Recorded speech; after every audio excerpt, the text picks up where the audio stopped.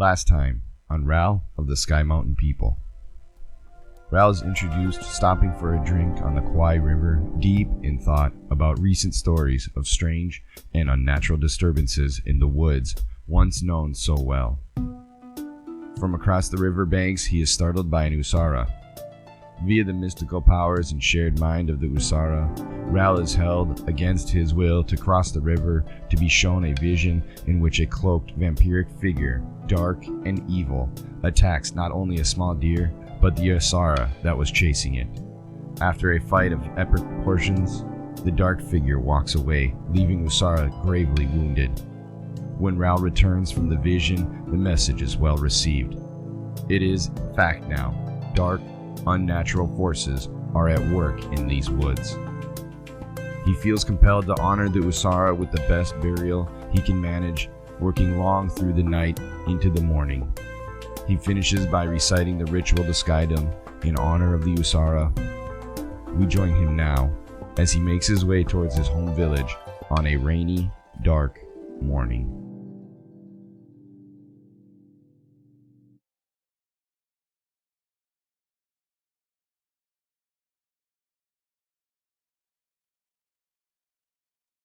December 15th. This is JAG Reads, Ral of the Sky Mountain People, Chapter 2.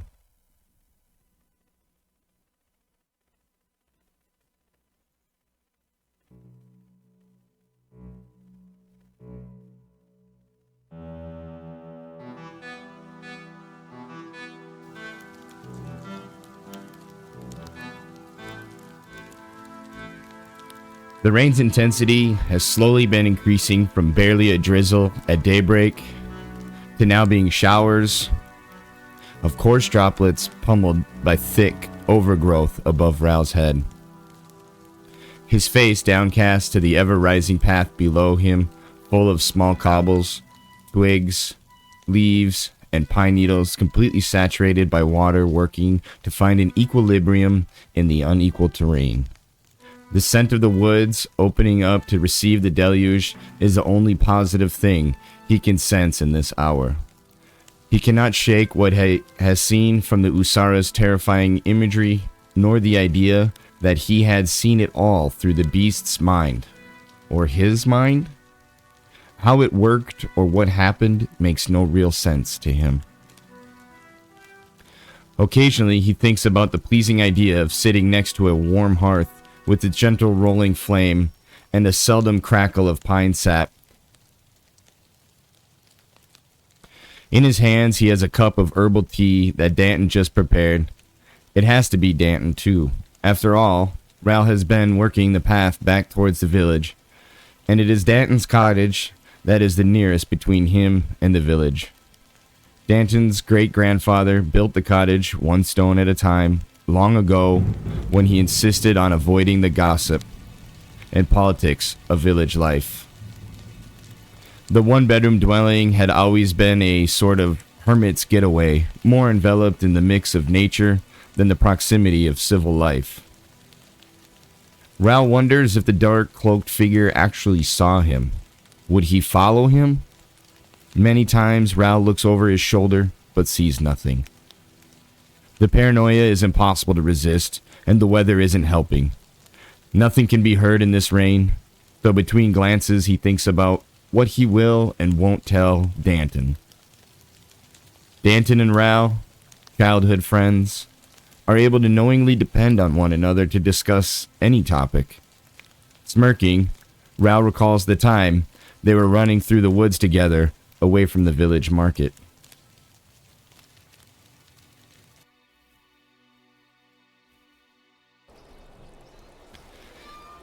Get back here, boys, Ral. I'll tell your father, barked the old knitting lady, Eldon Freyshopt. She spends more time with her yarn than she does tending to her fruit trees each season, yet somehow the legacy of her trees through generations still provide the best petite plums, a delicacy almost irresistible to anyone, especially boys, who think they are quick with the sleight of hand. Standing up, she lifts a protesting fist, clutching a brass needle. This causes the yarn to spill out onto the straw-covered ground below her. Boys, bring back my plums, oh Sky. Now haunching to grab her things, she mutters calmly. I have made a mess again. Ral and Danton never look back. Their heads bent forward, mouths gushing with the sugar-saturated plum juice. They can barely manage giggles to each other. Hitting their peak years of growth, the teenage boys reach the forest edge on the west side of the village, just as they begin to hear some men yell in support of the old lady Frey shop to receive justice for the ill-gotten goods. Quick, Danton, to the Fool's Mine Cavern, before they catch us, blurts Ral, nearly stumbling over his feet, more focused on devouring a third bite of plum than avoiding the incoming branches ahead. You better go left and draw them around. You're faster, gasped Danton. Yes, meet you there. It's true. Ral was and would always be superior in every physical way to Danton. He cuts in front of Danton, nearly tripping him up, splitting the duo. Ral bursts into a sprint to the left, just to the edge of the tree line to be sure whomever may be chasing would follow. Meanwhile, Danton regained his speed and direction, bounding into the woods, weaving purposefully to make himself harder to spot. He began running to his right and north of the village towards the false mine, a cavern of lost hope. The village always knew the cave as Fool's Mine, as legend had it. That one of the original founders of their village had descended from the Sky City in search of riches or at least a better living. He had established a meager group of dwellings for his group of traveling companions, all believing he would deliver them equal opportunity to riches and a better living. While gaining resources for their dwellings, the men began to fan out to study the surrounding cliffs embedded within the woods. The leading man, of course, was the first to find the notorious cavern to which they were seeking, presuming it would contain the treasures they were hoping for. It is also said that during these searches, another man in the group found a harpsy in the woods not too far from the cavern, just a little further west down the slope. The harpsy was perched on a boulder, shimmering as her body danced, with light shifting between features of a great and magical bird and those of the most beautiful woman any man could have ever hoped to lay eyes upon. What the man uttered was inaudible to his group within earshot, nor could the other men hear the harmonious voice of the singing harpsy, which she used to lure entities to her. Needless to say, neither were ever seen again. But many have claimed to hear an eerie, singing voice from the western woods when looking out from the mouth of Fool's Mine Cavern. It is often warned not to go in search of that voice, or you too may be lost forever to the enchantment of the woods. Now short of one man, the remaining group was determined to find treasure within the cavern found by their leader. It wasn't but another day before fighting began over the frustrating loss of one of their own. Others began to want to give up, feeling hopeless and assuming their lost member must have fled back to the mental comforts of the Sky City. During one of these arguments in the days to follow, the men having no luck in finding any sign of rare ore or resources within the cavern, one of them stormed off into a poorly lit offshoot from the main passageway. All that was heard was a muffled and diminishing yelp of instant terror from that man. He too was never seen again.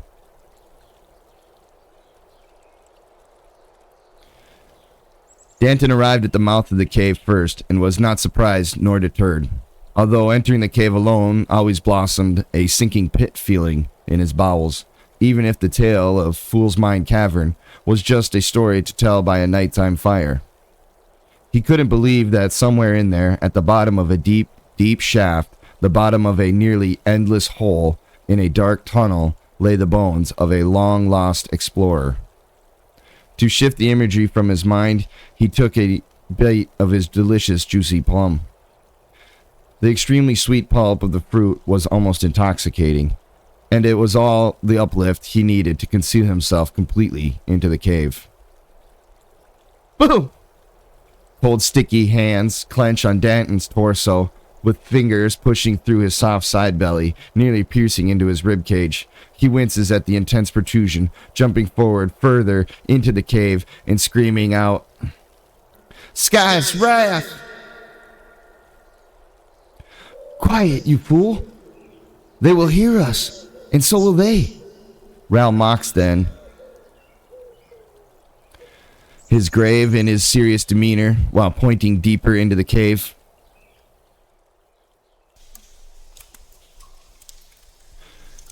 It's true, you know. The ghosts, protests Danton, then referring to the chasing men. Are they following us? I don't think they left the village.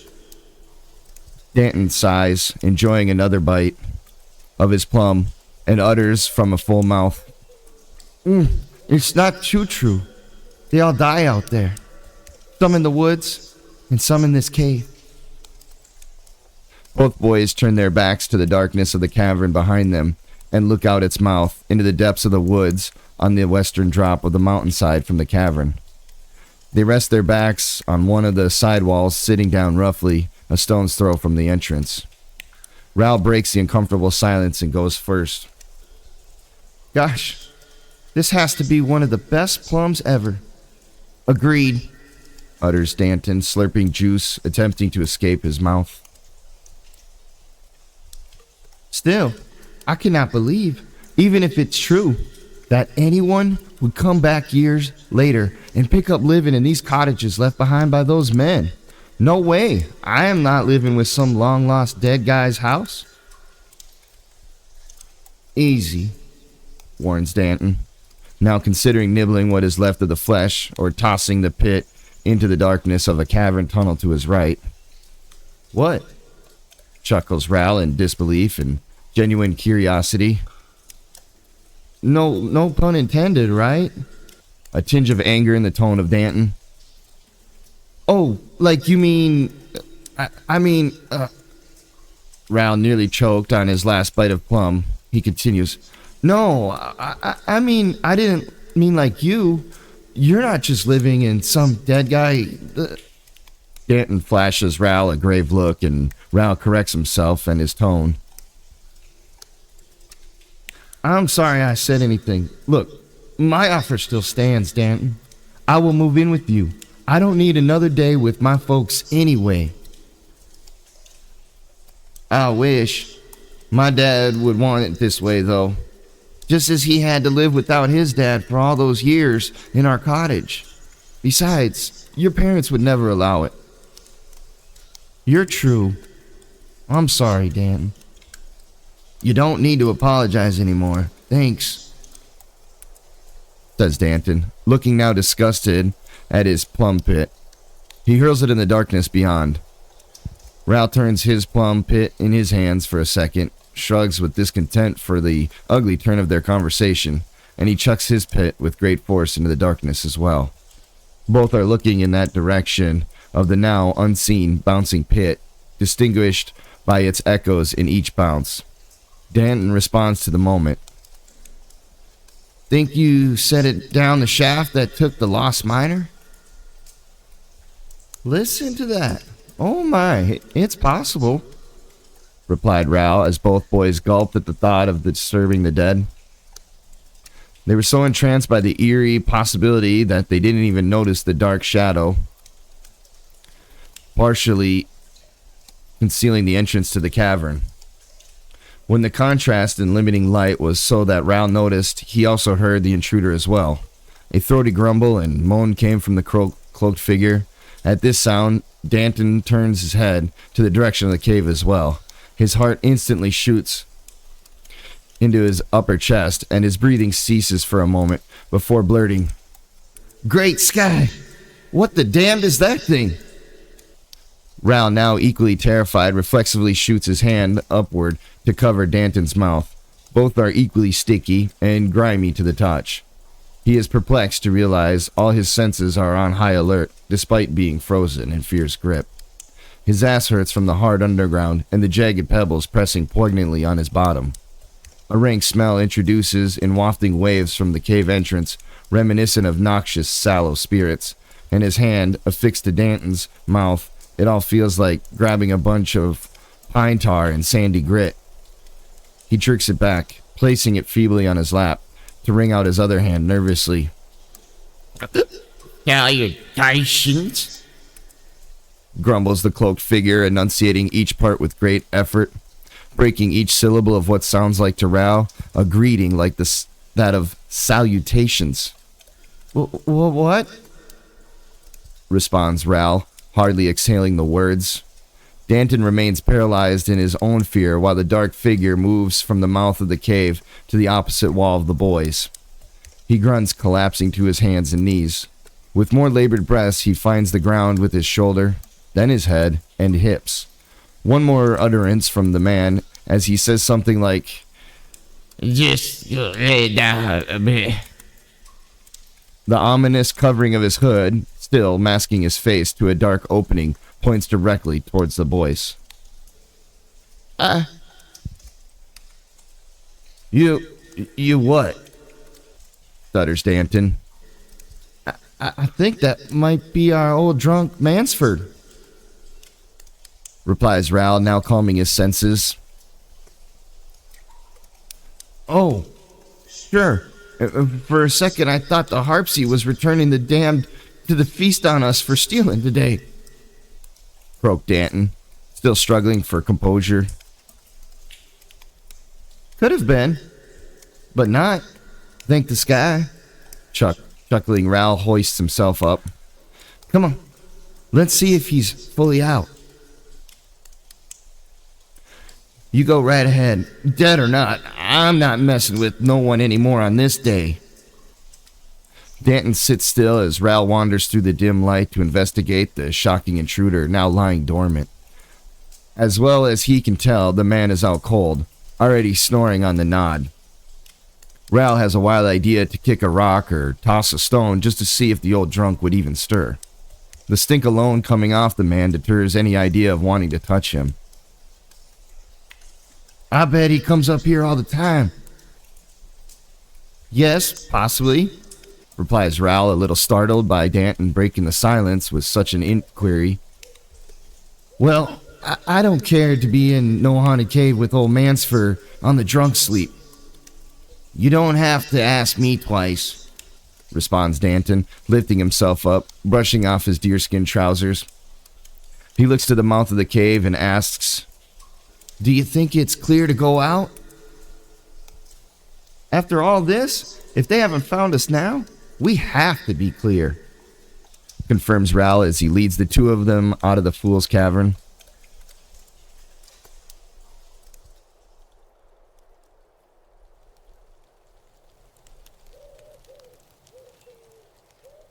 Let's head back to the cottage, is what I said as we left. Ral smiles at the memory as he once again found himself heading back to the cottage. He reassures himself that with memories such as this, he will be able to tell Danton everything that just occurred with the Ursara. One cloaked intruder, respectively frightening for children, gives way to the new cloaked miscreant, equally frightening for even the bravest of adults. As if he didn't have enough on his mind, he finds himself ruminating on it all at once, like fragmented pieces of multiple puzzles mixed together. He steps over some graying moss on the path, and the surrounding immediate area shows no signs of wear, rather a subtle indication of decay. Or is he just imagining more now, in the wake of this tremendous experience? Several of the elders in the last few moon cycles have shared stories fireside. They talked about how the woods were transitioning in a dark way. Some of them gruffed that it is the approaching Western armies and their constant pressure on the natural habitat to blame for the slow decay. This always spurred them into agreeing that they wished the Sky City would commit to paying their tributes or finish the dispute and claim their sovereignty already. To Ral, all of it always sounds more like fireside stories. The stretched kind that seem more made up than real, and it makes him anxious again. The unquenchable desire in his core spurs up, goading him to finally take action, asking him to leave the mountain forest once and for all time. If only Danton would join me. He knows this isn't plausible, though, as Danton holds steadfast to his cottage, his legacy. From his deceased father, Elder Greystone, to which he received responsibility of the cottage from eldest Greystone, that being the grandfather of Danton. And so the cycle continued for the unfortunate Greystone men. It was a wonder the line even continued from one generation to the next, and that was where Danton stood, gripping on to the patriarchal heirloom of the cottage while hoping that one day a woman may stumble across his path for the pure sake of the seemingly destined requirement of progeny before a familiar tradition of early death. Sure, Ralph thought sarcastically, Danton would find a fine woman. They would produce a boy. For whatever cruel joke or gambit, she would be removed from the equation, like all the previous mothers of Greystone boys. And then the day will come where Danton will meet an early end, passing the heirloom on to his son. His father's situation was unique in that his grandfather didn't die abruptly, like most of the men in the family have. Ral, in his thoughts, realizes that he doesn't actually know what happened to Danton's grandfather, other than he just quit. As much as Ral knows, the old man sort of grew into his creaky old rocker and decided never to move again. Whatever his affliction from some uncertain aftermath, he quit his chores. He barely would eat, and he left it all up to his son, Danton's father. Eldest Greystone would sit in his rocker staring out the window, rarely mumbling a sound, much less a word. Elder Danton took over everything, including the care for his father, changing bedpans and helping with suppers, all while trying to make the most modest living necessary as a trapper to help pay for it all. He had relief for a while from an uncomely gal who would become Danton's mother. Danton grew from a babe into a young boy playing on the shabby rug or just outside the cottage window from his grandfather before the old man finally passed. Before eldest Greystone departed this plane, though, he managed to be enough of an exhausting nuisance to Danton's mother that one day she left the cottage, never to return. During this time, Elder Greystone had been spending far too much time warming up from cold days trapping in the woods by drinking more than his share at the in-town village mill and pub. How Elder Greystone met his death shortly after she left him should come to no surprise. Struck by the grief of her leaving, he frequented the pub even more, pouring what little left of the family savings holed up in the cottage on sour rye drink, where he could slowly blur away his mind and emotions. Danton was left to pick up the slack with his grandfather and was luckily becoming a pretty good trapper himself, thanks to his father, during the good days of his early life. This put the final strain on eldest Greystone, to which one morning Danton woke to find him no longer breathing. Freezing cold to the touch, and the knitted quilt from Danton's mother hung askew from his hollow lap to the floor. This too would be the final strain on elder Greystone. As a few nights after his father's passing, the barkeep would find the elder slumped on the bar seemingly in a nod from drinking heavily again, yet his body, which could no longer handle the abuse of the never-ending drinking, was still to the barkeep's touch. Within a few weeks, Danton had lost his entire family, and the weight of the cottage and his family's cyclical curse, if you will, pressed upon him. Danton responded in a rather peculiar way, by proclaiming it was his sole responsibility to honor the good man that he remembered his father as, and in doing so he would work his entire life, if required, to restore the cottage to its former beauty and produce a family that would finally thrive under the Greystone namesake. They Greystones, stubborn as rocks, Ral thought. Ral did his best to keep from laughing at this thought in light of the dark memories. He understands his place in it as well. He was and is a great friend to Danton. He has always been there, even through the funerals where they learned to memorize the very words he repeated for the Usara. It wasn't long after that in which they found themselves fleeing the cavern from the drunkard in a dark cloak after enjoying their stolen plums. To this thought, Ral realizes he has come full circle. Funeral orations, dark men in cloaks, seeking refuge with a good friend in a warm cottage. The timing of these thoughts is perfect, as Ral can now clearly see the cottage and the smell, fresh burning cedar from the hearth. The nuisance rain quit a while ago, but Ral is soaked. He's soaked right through the bone, soaked right through his cloak, his deerskin trousers. The warm hearth will be a welcoming sight. He can't wait to explain all this to Danton. Ahead, Ral can see the young trapper already sticking his head out the front door. Ral, is that you or a soaking wet possum? Get in, now.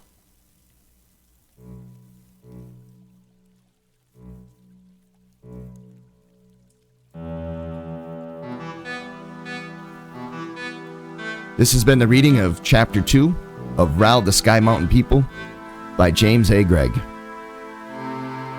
Thank you.